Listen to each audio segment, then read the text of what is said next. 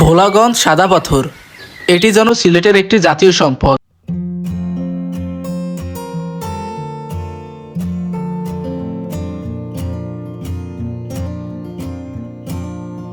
সিলেটের সীমান্তবর্তী উপজেলা কোম্পানীগঞ্জের একটি পাথর কোয়ারি। ভোলাগঞ্জ সাদা পাথর নামে এটি পরিচিত। প্রকৃতি প্রেমীদের কাছে বর্তমানে এটি একটি জনপ্রিয় পর্যটন স্থানে পরিণত হয়েছে। একপাশে মেঘালয়ের সবুজ পাহাড়, সেখান থেকে নেমে আসা পাহাড়ি ঝর্ণা, আর অন্য পাশে পাথুরে নদী এই জায়গাটির সৌন্দর্য বহুগুণ বাড়িয়ে দিয়েছে। মেঘালয়ের পাহাড়ি ঝর্ণাগুলো থেকে যে নদীটির উৎপত্তি হয়েছে, ভোলাগঞ্জের উপর দিয়ে বয়ে গেছে, তার নাম ধলাই নদ।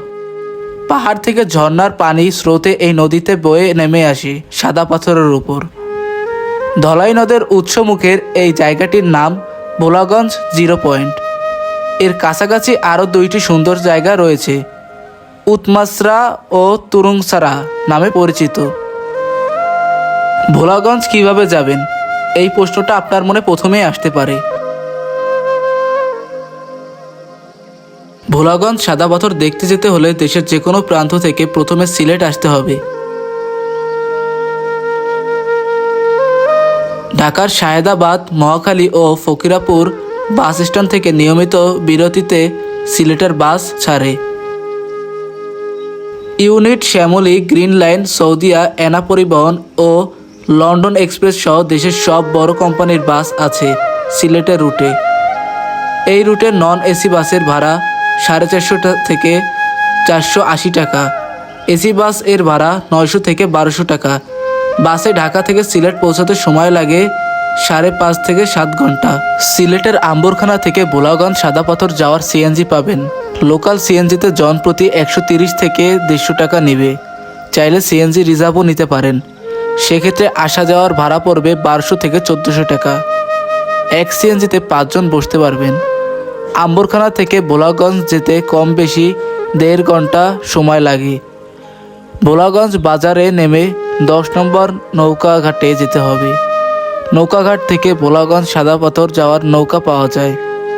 আসা যাওয়ার ভাড়া 800 টাকা। এক নৌকায় 10 জন বসা যায়। এক্ষেত্রে নিজেরা গ্রুপ করে গেলে খরচ কম আসে। ভোলাগঞ্জ গেলে আপনারা কোথায় খাবেন, এই প্রশ্নটি সবার মাথায় ঘুরপাক করে। ভোলাগঞ্জ দুপুরের খাবারের জন্য সাধারণ মানের কিছু খাবার হোটেল আছে। কোম্পানীগঞ্জ সদরে খেতে চাইলে দেশবন্ধু রেস্টুরেন্ট বা আলম হোটেলে খেতে পারেন। সেক্ষেত্রে সকালের খাবার সিলেট থেকে খেয়ে গেলে দুপুরের খাবারটা লোকাল কোনো হোটেলে খেয়ে নেবেন, আর রাত্রের খাবারটা সিলেট শহর এসে খেতে পারবেন। আর দুপুরের খাবারের প্যাকেট সিলেট থেকে নিয়ে যেতে চাইলে কোনো অবস্থাতেই সেটা যেখানে সেখানে ফেলে আসবেন না। এবার আসেন, ভোলাগঞ্জ গেলে আপনারা থাকবেন কোথায়। ভোলাগঞ্জ ঘুরতে গেলে সেখানে থাকার জন্য আশেপাশে কোনো ভালো হোটেল নাই।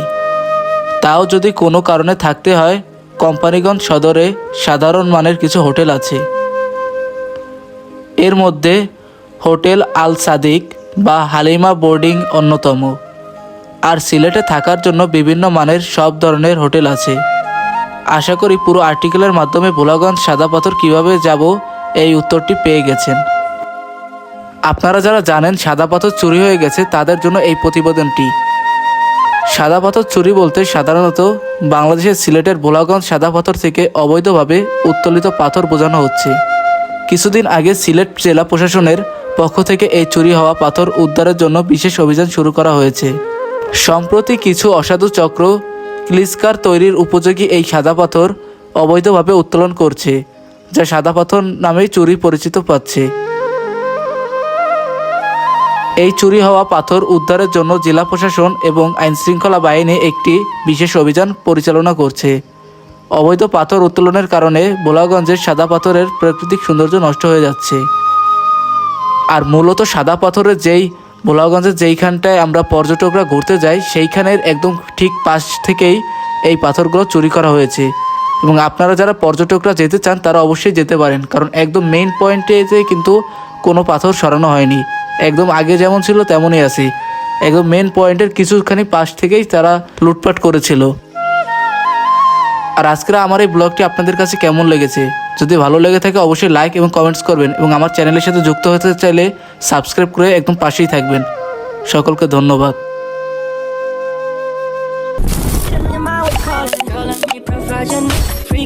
under the sheets. But your love when things start slowing down. I know you got me, baby.